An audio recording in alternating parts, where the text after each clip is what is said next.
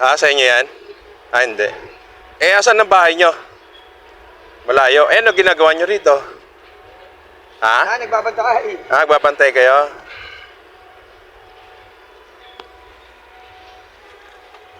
Magkano bayad sa inyo pag nagbabantay? Ha? Ah, hindi kayo nagbabantay? Ano ginagawa niyo doon? Ha? Ah, nangangawil. Ano nahuhuli nyo? Binibenta nyo rin? Ayun pala, isda pala yung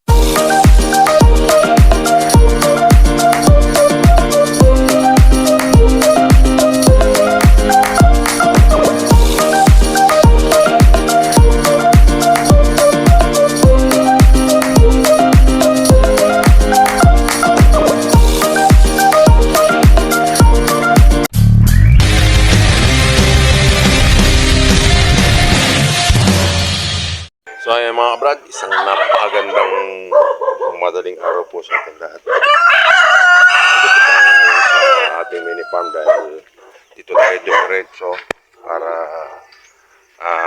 pupunta ulit tayo ng Bataan ngayon. At tulog po si Joel, hindi ko na lang muna ginising dahil nag-aantay pa naman tayo dito ng ating service para pupunta ng Bataan.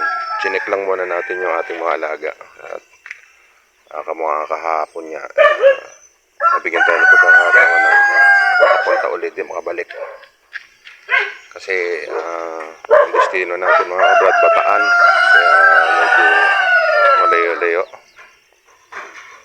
Check lang natin yung madaling araw yung ating mga alaga mga kabrad bago tayo pumunta ng Bataan. Tulog pa yung ating mga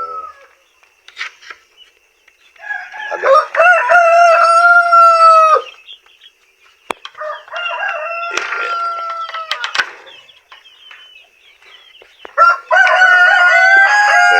Kahapon pa sila dahil alas 4 pa lang ng madaling araw mga kabrad.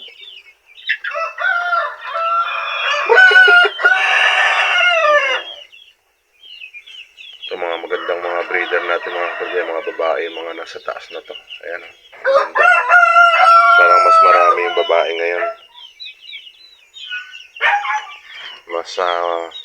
Pag mas maraming babae, mas maganda. Mas mabilis tayo makapagpaparami na naman. Ayan. Tulog muna kaya, tulog. Ito mga kapatid ito yung sa mga 2 months old natin. Dito naman mga 1. Uy, ba't nandiyan ka? Parang lugo-lugo itong isang to.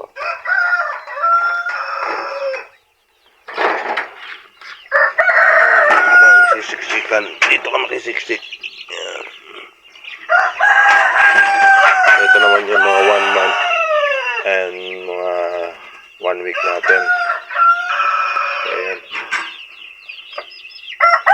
Sana marami rin babae para mas marami tayong ma-breed dito. Mas mabilis yung ating production mga kabrad. At wala na tayong incubator, mabilis pa rin. Pero mga nilalamig yan. Siguro palilipat mo muna kay Joel to. Yung mga lulugo-lugo.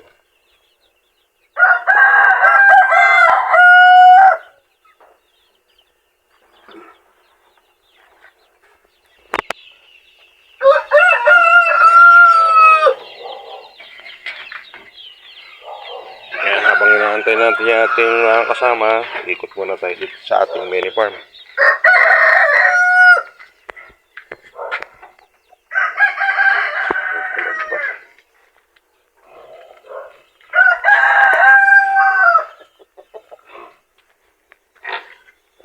Uy, namatay na yung isang maliit. Kanya sabi ko kahapon, parang hindi tatagal yung maliit natin na to. Ayan, patay siya. Namatay isa natin maliit mga kabrad.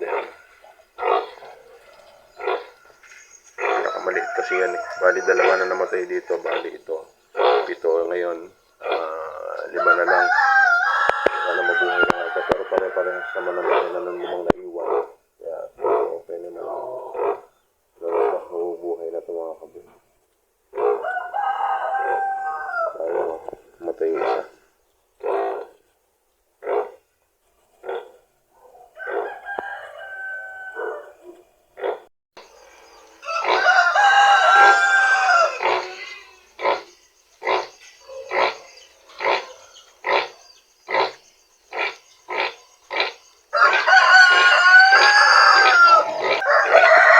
Ito naman mga kabred, sigurado mabubuhay na itong ano na ito kasi magaganda yung katawan ng ating mga biik na ito. Hindi na yung isa namatay kasi na yung kanina talagang mahina ang katawan. Dito dahil lilima lang sila, magaganda ang katawan ng mga ito.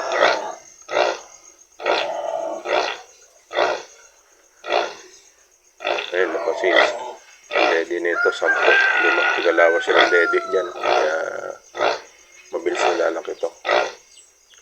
Hindi na tayo pupunta mga kabro doon sa mga puti at sigurado, ayan mga nakatayo sila.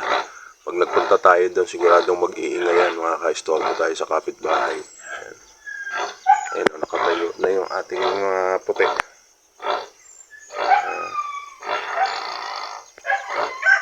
Nag-aantay na may pupunta. Kaya dito muna tayo sa ating mga alagang manok mga kabrad. Ito naman, nakahapon dito yung ating mga lalaki.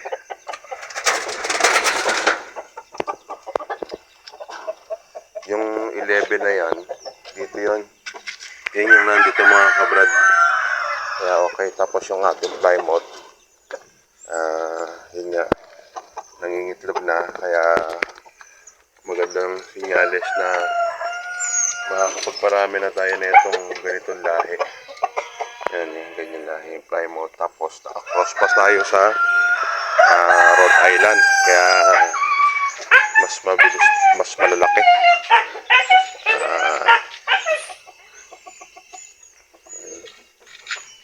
Dahil maaga pa nga. Ayan, nakahapon pa yung ating mga alaga.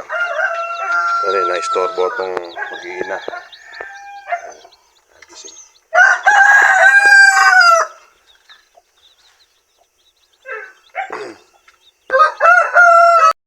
So ayan yung mga kabrad, meron tayong isang nabawas na isang native na biik. Wala talagang ganun. Hindi na tayo pupunta rin sa kabila dahil baka maka-istorbo tayo sa sobrang ingay ng ating mga inhale. Mag-iingay sigurado yan. Kaya antayin na lang natin mga kabrad yung ating mga kasama. Mga kabrad. So ito nga mga kabrad, at tayo ipabiyahe na ng Bataan. Nakaalis na tayo ng Bulacan. Punta na tayo dito na tayo sa San Fernando. Mga kabrad, diretso na tayo ng Bataan. At so ito nga tayo mga kabrad ngayon sa First Line Defense Monument. Dito sa may dinalupihan mga kabrad sa kanto papunta ng Subic. Pero tayo diretso tayo ng Bataan mga kabrad. Ito yung First Line Defense Monument, yung World War II. Ito mga kabrad.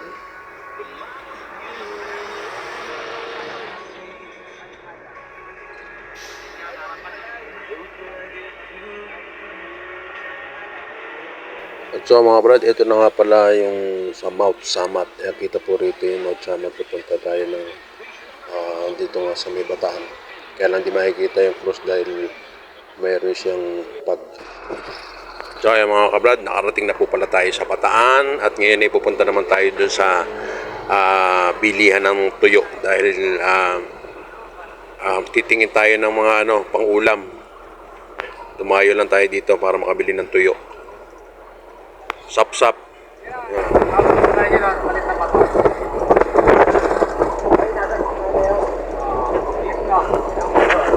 Pero malayo yun. Kaya yan. Kaya malaki yun.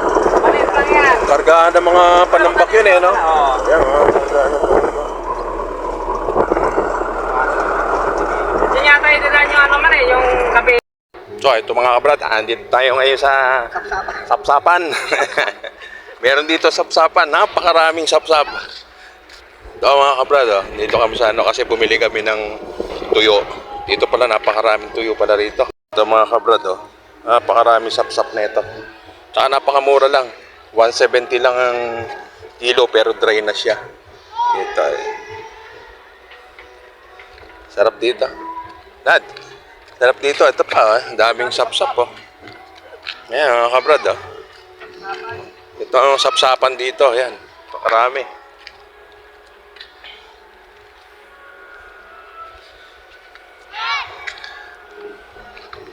Yung bumili kami mga kabrad doon, 170 lang ang kilo, dry na siya. Pero dito, ayan, dito sila nagpapatuyo, ayan. So ito mga kabrad, ayan, oh. Dami nilang sapsap. Ayan, mga kabrad, oh. Boy, dyan, masarap, pwedeng maligo. Naliligo ba kayo dyan? Doon. Ayan ni dyan. Palos. Agad na palos. Ito. Ayan, napakaraming sapsap dito mga kabrad. Oh. Ayan. Diyan boy, pwede siguro maligo dyan. Oh. Diyan may palos din. Nangangagat. Buti hindi kayo kinakagat.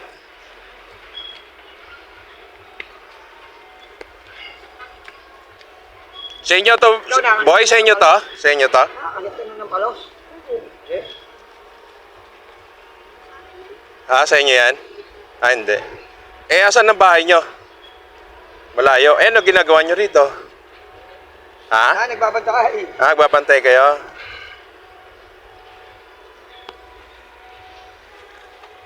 Magkano bayad sa inyo pag nagbabantay? Hindi kayo nagbabantay. Ano ginagawa niyo doon? Nangangawil. Ano nahuhuli nyo? Binibenta nyo rin? Ayun, parang isda pala yung dala-dala niya. Sana kung may huli kayo, bibiling ko na lang eh. Wala pa ba kayong huli? Ah. Marami na kayong huli doon. Marami na kayong huli doon. Wala pa. So ito mga bata rito, nangangawil.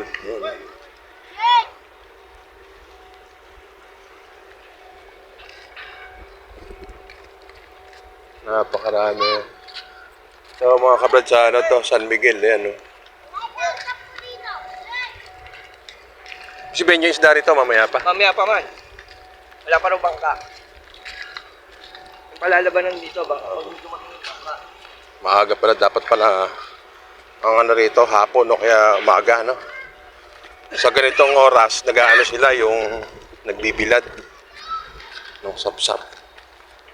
Maghapon lang yan lang, tuyo yan. Oo, matindi init eh. Sariwa. Oo. Ligo kayo dyan, boy. Ay, may talangka, oh. Ay, may, Ayan na. Ayun na, hindi ba yung talangka na yan eh. Talangka? Ayun na, maliliit. Ayun, pababa, oh. Ayan na. Ayan na, sa bato, oh. Oo. Pwede siguro maligo rito. Baka madumi. Madumi rito. So, ito mga kabrad, oh. Sap-sap.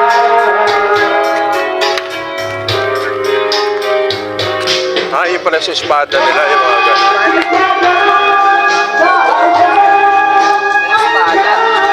Ayun, oh. Espada naman to mga kabrad, oh. Sarap yan, mahal.